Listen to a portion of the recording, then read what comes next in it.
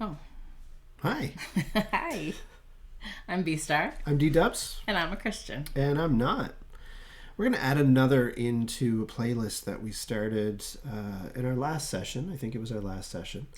Of highlighting some interesting independent artists. So independent in the sense that they're not backed by a big label.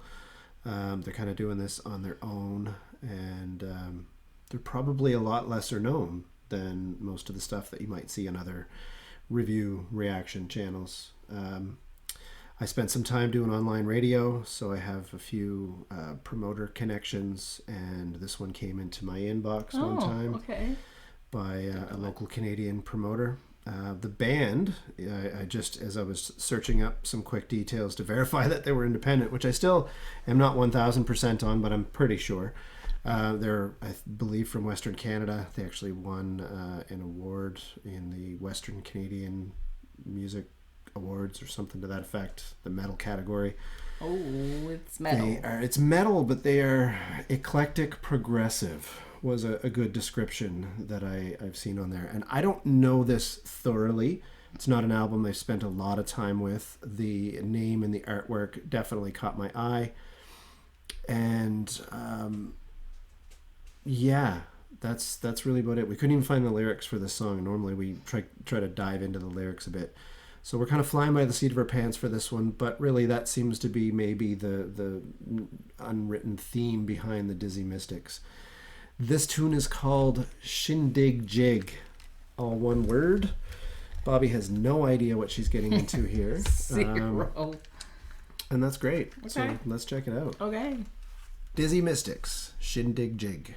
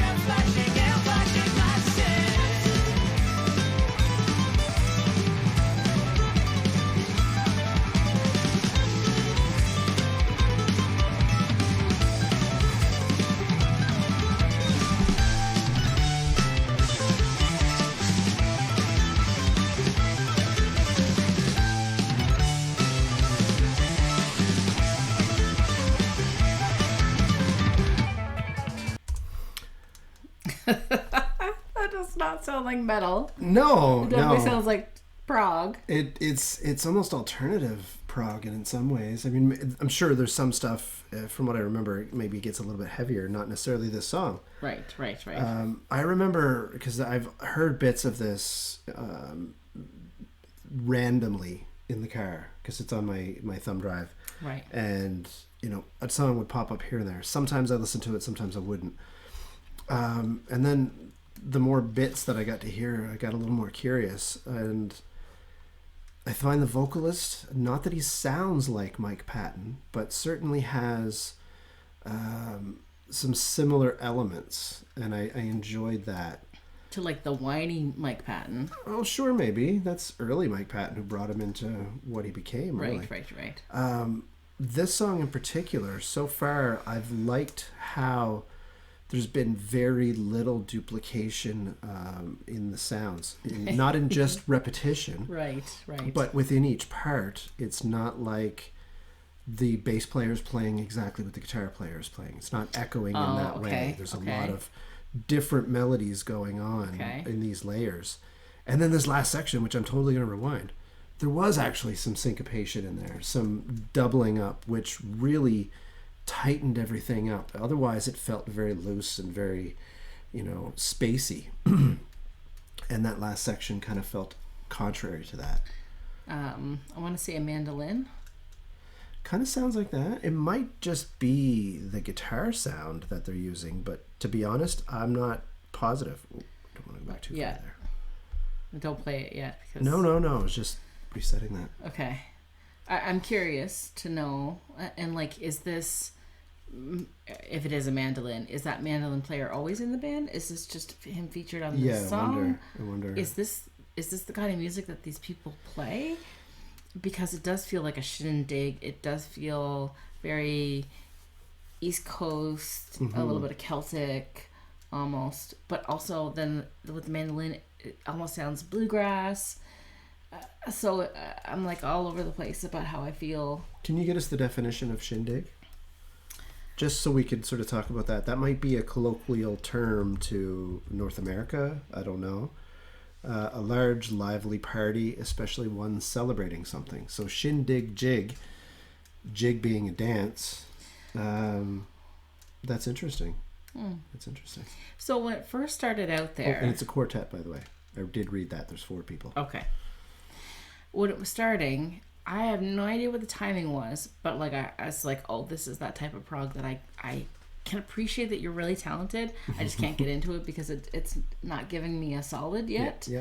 And then eventually got into something that I could hang on to. Do you know what the timing was? I was trying to count it out. I wasn't counting.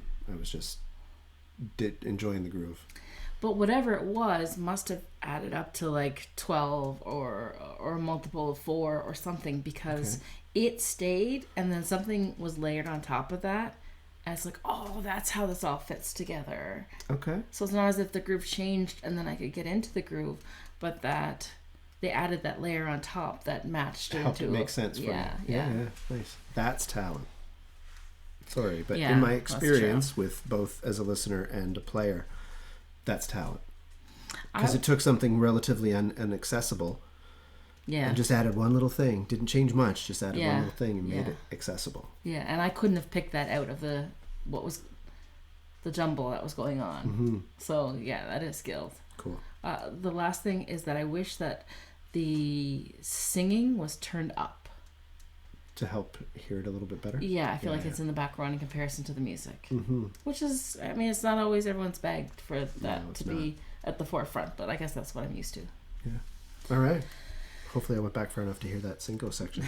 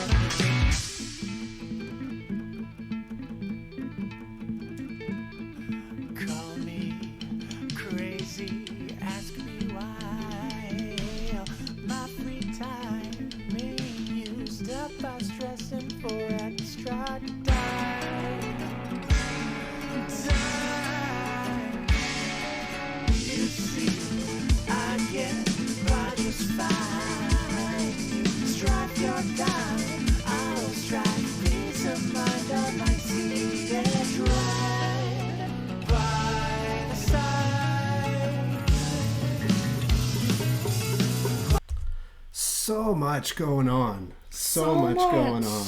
Yeah. So many different parts. Like, I'm sitting here as a musician going, that's a lot to remember. And this is only it's not even a 5-minute song, right? Like, we haven't even hit the 4-minute mark. Yeah, and there's not been very much for repetition. And some of those changes, where just everything kind of drops back, and you got like maybe riding a beat on a cymbal or something, and all of a sudden you're not expecting it, but the snare hit will come in, and you're like, okay, well, that's going to kind of help me time out a beat here, but it doesn't. It just helps you get lost. I was a little bit lost there. There was a lot. Sure. There was a lot going on. And whenever they're playing, like the mandolin, or maybe it's an acoustic guitar. Maybe it is a mandolin. It is crazy fast. Like, they have to be doing this, right, to get that fast. Yeah. And then that almost like slightly gritty funk kind of feel guitar that came in. That was great. Yeah. All right. Oh, and I like the harmonies. Yeah, definitely double layer. I'm pretty sure that the vocals are doubled up as well. Like, it's only one person is singing and they're doing it twice? Is that what you mean? Well, for the main, and then I'm not even talking about harmonies. Oh, I see. I could be wrong. Right. Excuse me. I think but I could be wrong.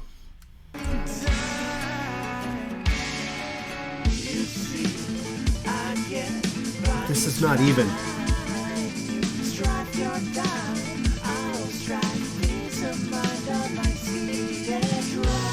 I don't know if that's half a beat or what.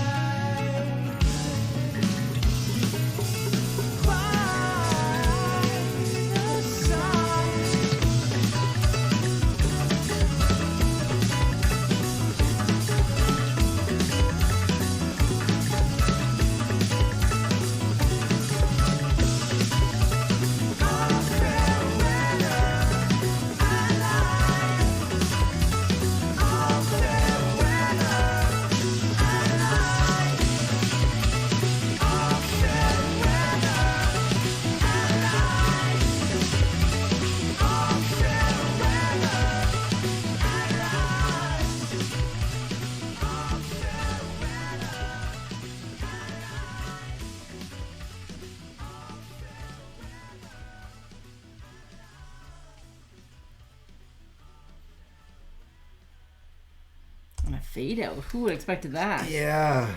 I'm going to say that from the stuff that I've listened to in the car, which of course distraction is imminent, that was a way better listen in headphones.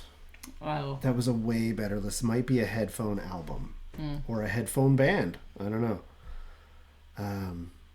That was enjoyable. I don't know how you felt. I'm more curious about how you felt.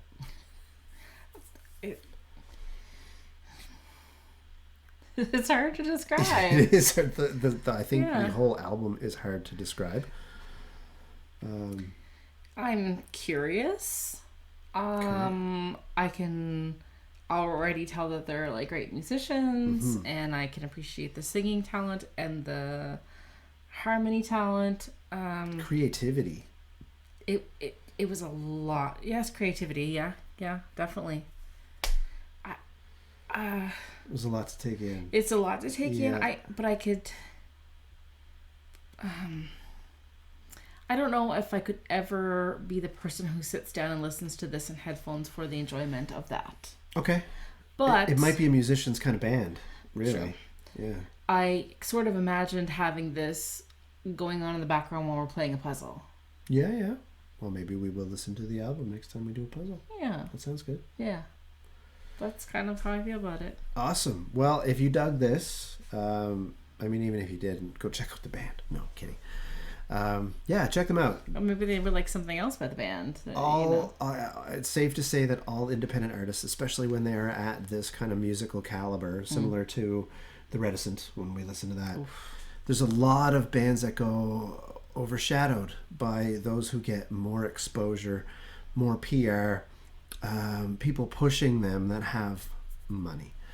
And it's unfortunate how many can kind of come and go by the wayside, and you don't ever really see them get the recognition that they deserve. Yeah. You know? And maybe in a very small way that we can bring people to them so that people can experience them. And I mean, there's a reason why not all bands, I know that you talked about like, you know, money behind them and recording labels and stuff like that. And not everybody is willing to sell out, for one. Yeah, it's true. And not everyone is willing to sell their soul to Satan.